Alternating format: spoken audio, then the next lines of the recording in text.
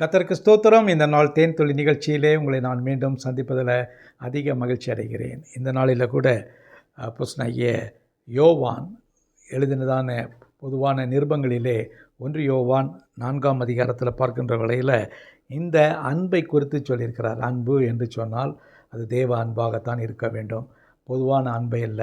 அன்பு என்கிறதான ஒரு காரியம் என்று சொன்னால் அது இயேசு நமக்கு கொடுத்ததான அன்பு தான். அந்த அன்பு தான் மிக முக்கியமானது.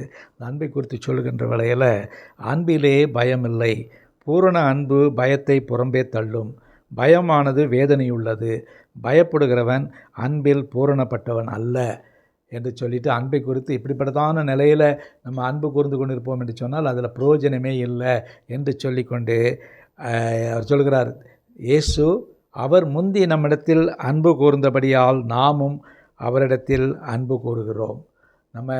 அவர் நம்ம முதலே அன்பு கூர்ந்துட்டார். ஆகவே நாம் கவலைப்பட வேண்டிய அவசியம் இல்லை. அவர் ஒரு அன்கண்டிஷனல் லவ்வில் தான் நம்ம லவ் பண்ணுறாரு, நேசிக்கிறாரு. ஆகவே அவர் முந்தி நம்மை அன்பு கூர்ந்தபடியினாலே நாம் அவரிடத்திலே அன்பு கூறுகிறோம். இது நம்ம ஒரு கண்டிஷனை வைக்கிறோம் இதில் பார்க்கின்ற வேளையில். அவர் அன்பு கூர்ந்துட்டாரோ ஆகவே நான் அன்பு கூறுகிறேன்னு. ஆனால் தெய்வ அன்பு என்பது ஒரு வித்தியாசமான ஒரு அன்பு.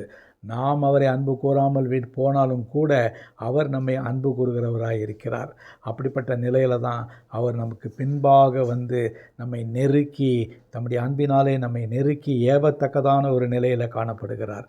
ஆகவே கிறிஸ்துவுக்குள் பிரியமானவர்களே, தேவ அன்பு என்பது நீளம், அகலம், ஆழம் ஆகிய இவைகள் எல்லாத்தையும் கூட அதிகமான ஒரு காரியம். அது கண்டுபிடிக்கிறது மிக கஷ்டம். ஆகவே இந்த நெருக்கி ஏவுகிறதான இந்த அன்பை நாம் ஆண்டவரிடத்திலிருந்து பெற்றுக்கொள்வோம்.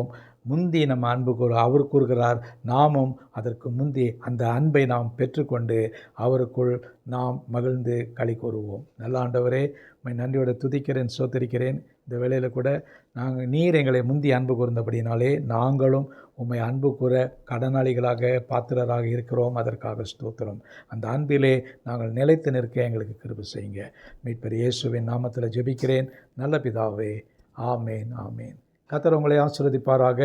இந்த நாள் உங்களுக்கு ஒரு அன்பும் பண்பும் நிறைந்த பயமில்லாத ஒரு வாழ்க்கையாக இருக்கட்டும்.